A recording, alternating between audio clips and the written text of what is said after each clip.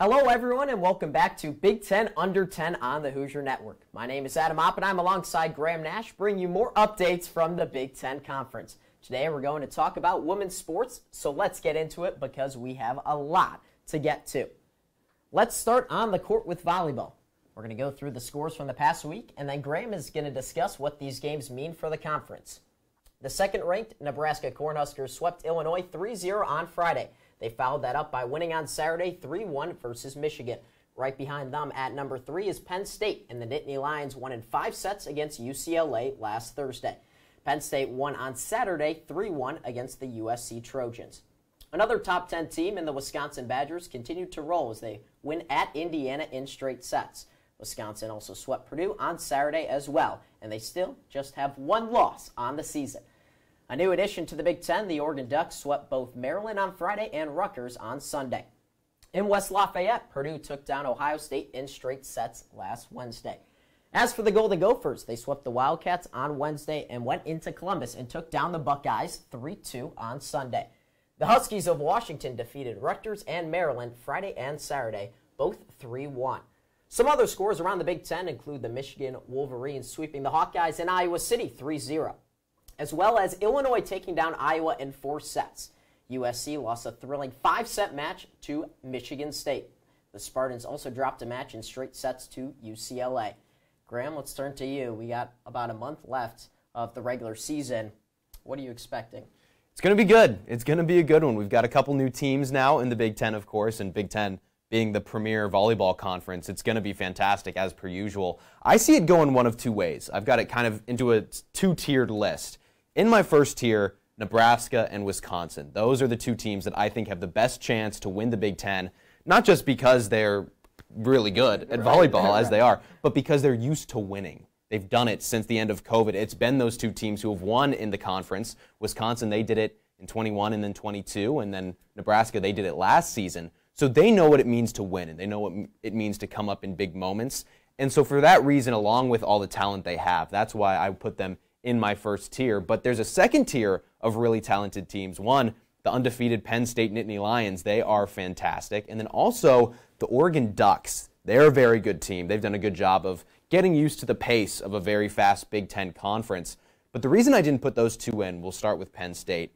I don't think that Penn State has the size to compete necessarily with your Nebraska or with your Wisconsin. Those two teams just are so tall. They can put a block in front of anyone in the conference, and I don't feel the same about the Nittany Lions. When Penn State came to play Indiana, Indiana was bigger than them, and Indiana is kind of a middle-of-the-pack team as far as height goes. So I think that for that reason, it's going to be hard for Penn State to really take it to the big teams when it comes down to it. And then for Oregon, I just don't think that they're used to the pace yet. I think that's going to really come down to it, is that Wisconsin and Nebraska, they can play their game better than Oregon in the pace that they're used to, in the pace of the Big Ten Conference. So, you know, it's going to be tough. They're 4 really good teams, and anyone could win. It just feels like for Penn State and Oregon, more has to go right for them to win the conference, whereas Wisconsin and Nebraska, they can just play their game and really go for it.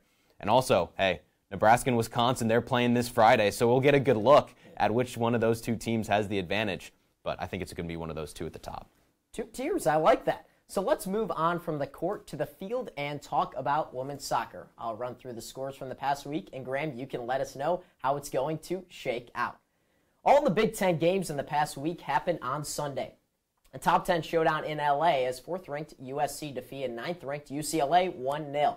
Another top 20 team in action was Michigan State, and they won a ranked showdown against the Purdue Boilermakers 3-1.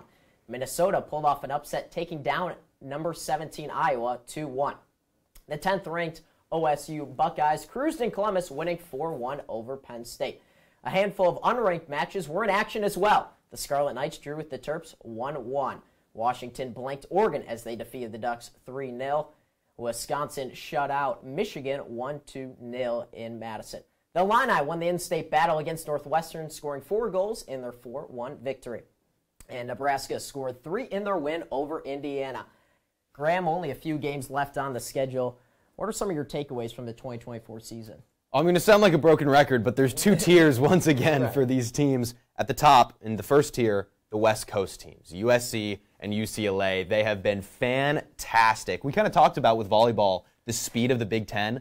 The speed of the Pac-12 in soccer is unreal. That's exactly right. USC and UCLA, they play so fast, and they have total disregard for human life. They don't care how you like to play, what pace you move at. They move faster. And so I think for that reason, those two teams, they're going to dominate when it comes to the end. But don't count out Iowa and Michigan State. Those are two other very strong teams. They're probably, not very happy right now with the way things are going because they could be at the top if those Pac-12 teams didn't make it in. But they're very strong teams. They've got great offenses. But what sets the West Coasters apart is the defense. Those two have unreal goal differentials. Their defense is just so strong. And so I think at the end of the day, it's going to be hard to take down the Bruins and the Trojans. Those two teams sure score a lot of goals, and they do not give up many That's at right. all. The final women's sport that we will tell you about is field hockey. It is a stacked conference in the Big Ten in 2024 with 8 out of the 9 Big Ten teams ranking in the top 25. Let's start in Evanston with the second-ranked Northwestern Wildcats. They demolished Michigan State 5-0 on Friday. 6th-ranked Maryland played 2 non-conference matchups in the past week. On Friday, they lost 2-1 to the 12th-ranked Princeton Tigers. The Terps bounced back, shutting out the Richmond Spiders, though, 3-0 on Sunday. A top 25 showdown in Columbus is number 11 OSU defeated number 24 Indiana in 2 overtimes on Friday by a score of 2-1. However, Ohio State lost at home 3-0 to Iowa on Sunday. The 14th-ranked Wolverines lost 2 heartbreakers. They lost on Friday 2-1 in overtime to the Wildcats and dropped to IU 2-1 in Ann Arbor. 13th-ranked Rutgers won a low-scoring affair against number 18 Penn State 1-0. Another OT match in the Big Ten as 19th-ranked Iowa lost 2-1 in overtime. And that's going to do it for today's show. Thank you so much for tuning in. Be sure to subscribe and follow us on Twitter and Instagram at B1G_under10. And check back in on Monday for our next episode of Big Ten Under 10.